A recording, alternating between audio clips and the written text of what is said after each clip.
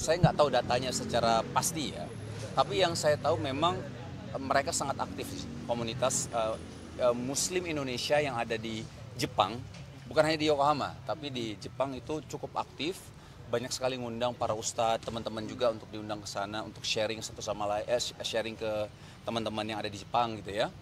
Dan kalau misal ada acara event Islam di sana memang rame sih, Masya Allah.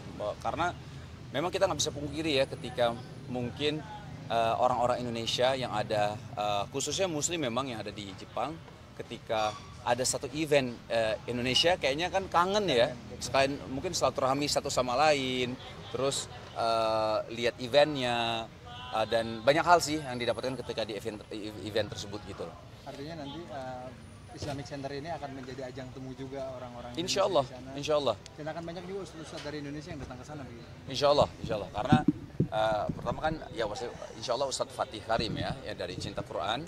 Terus kemarin Kohden Muslim udah datang ke sana juga, tapi kan masih tanah kan. Dan harapannya adalah ketika banyak yang hadir nanti makin banyak juga semangat umat Muslim yang ada di Jepang untuk bisa memakmurkan Islamic Center yang ada di Jepang sih, insya Allah. Mas Wisnu, kemarin kan waktu itu subhanallah saat meresmikan pengazanan sempat menangis seperti apa sih? Ya terharu aja sih sebenarnya ya, terharu lebih ke karena kita kan nggak ada yang tahu ya amalan kita yang mana nih yang bisa membawa kita ke surganya Allah gitu ya. Jadi terharu aja setiap langkah yang dilakukan sana. Saya juga banyak bilang terima kasih sama Ustadz Fatih. Ustadz Fatih makasih ya udah ajak untuk bisa bisa membersamai kebaikan ini di Jepang gitu. Kan maksudnya kalau misalnya banyak yang mu'alaf di Jepang kan itu kan pahalanya insya Allah terus mengalir buat kita juga gitu loh ya. Jadi ya makanya kalau kata Ustadz Fatih bagaimana kita berlomba untuk mencari amal secerdas mungkin di waktu yang singkat ini kan. Kita kan nggak tahu kita selesai di dunia ini kapan ya.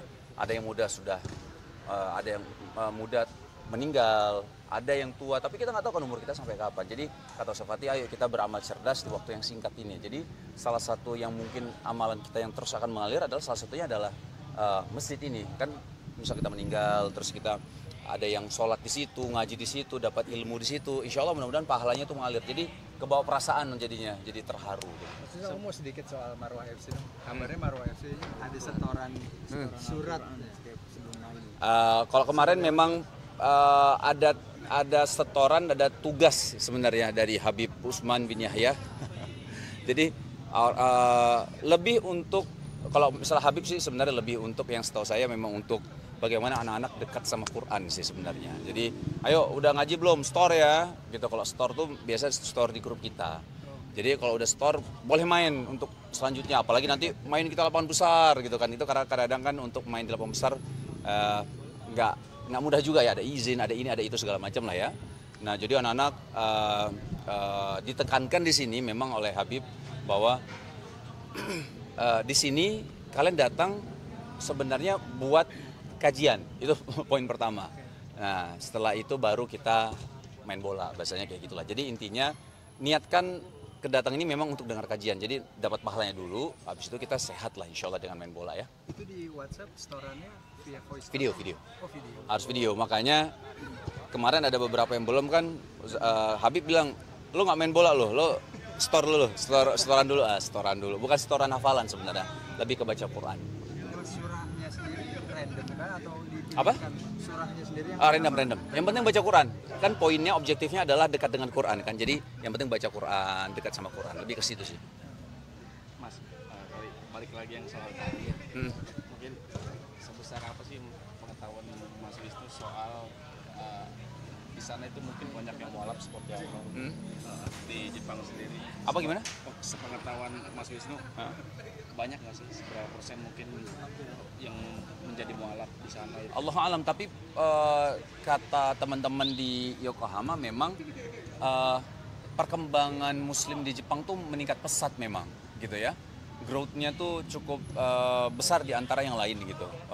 Maksudnya cukup besar kalau dilihat growth pertumbuhan yang masuk Islam gitu ya. Jadi mungkin nanti di satu titik akan butuh beberapa tempat ibadah yang memang ada di beberapa titik mungkin ya. Misal di Yokohama kan gede juga Yokohama. Jadi ya mungkin titik di sini dan beberapa titik butuh gitu.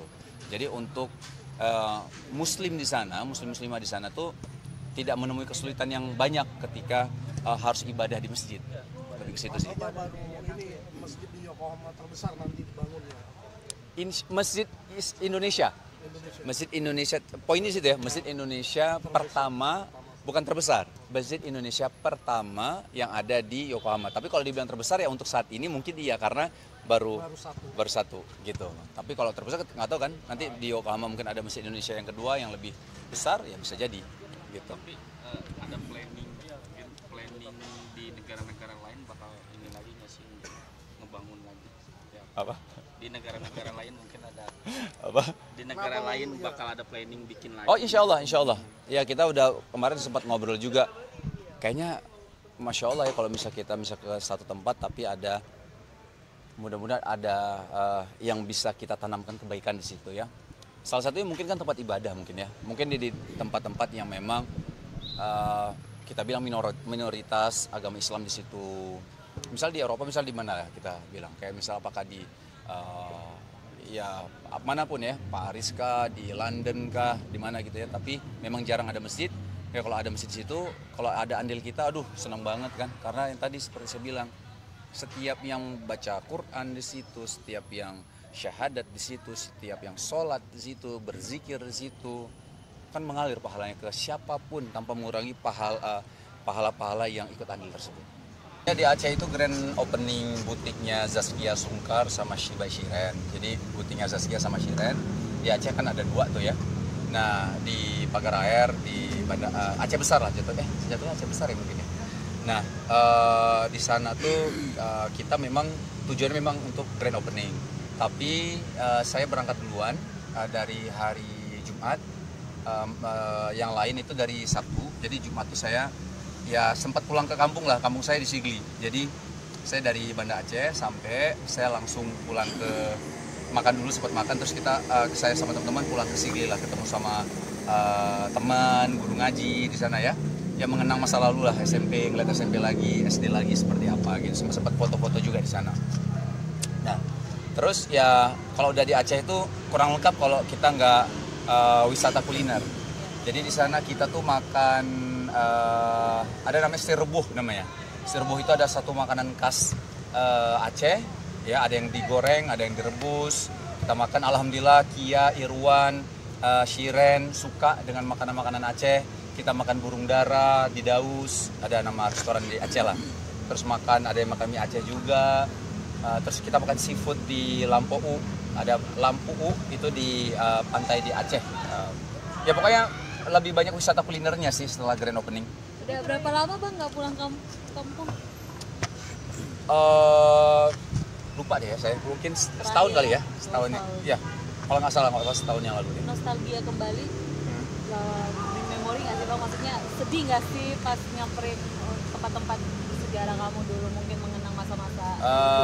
Iya kangen aja, apalagi waktu di masjid itu ketemu sama guru ngaji dulu waktu SD gitu ya. Wah yang ngobrol lah, kangen-kangenan, kita ngobrol ya, cerita waktu itu masa lalu seperti apa, sekarang kayak gimana perkembangan masjid di remaja masjid waktu itu kan ikut remaja masjid ya waktu di Sigli itu ya.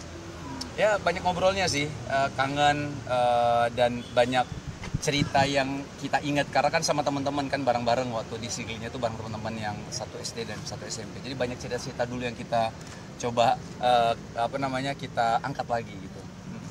Anak-anak juga diajak nggak sih Bang kemarin pada saat pulang kampung? Anak-anak nggak diajak karena memang Shiren bilang karena kita kan tujuan di sana kan grand opening ya, kerja lah bahasanya gitu ya. Nah jadi memang nggak diajak dulu biar fokus untuk kerjaan di sana. Tapi nanti insya Allah sih karena saya juga nggak bilang ke Adam kalau ke Aceh karena Adam udah pengen banget. Abi pengen ke Aceh dong, pengen ke Aceh. Jadi waktu keluar waktu pergi saya bilang sama Adam, Abi ke luar kota ya nak ya, gitu ya. Tapi nggak bilang ke Aceh gitu. Jadi tapi nanti kalau liburan insya Allah sih pengen ajak anak-anak ya keluarga lah kita pergi ke Aceh mungkin dengan dalam waktu yang ya mungkin seminggu atau 5 hari mungkin ya insya Allah. Kalau ngajak anak-anak mungkin pulang kampung kapan tuh Bang? Pulang kampung ya? Belum pernah. pernah. Kalau keluarga kan semua yang lengkap belum pernah.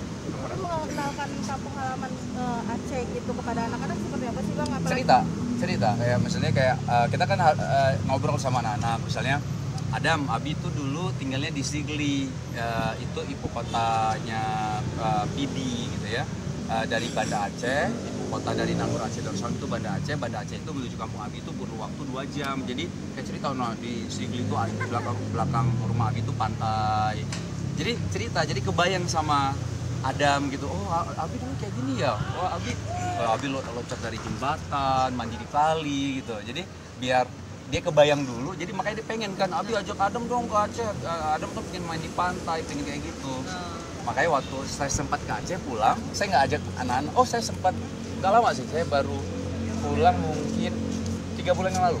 3 bulan yang lalu, saya cek kondisi di sana, Bib, ya siap, ya Bib. Cek kondisi di sana duluan, setelah itu Adam bilang, Abi kok kenapa ngajak Adam ke Aceh, Adam pengen. Makanya waktu kerjaan kemarin saya tanya sama Shiren, saya mau ajak anak-anak nggak ke Aceh. Shiren bilang jangan deh, biar kita fokus dulu deh kerja, nanti kalau liburan baru kita ajak anak-anak ke Aceh.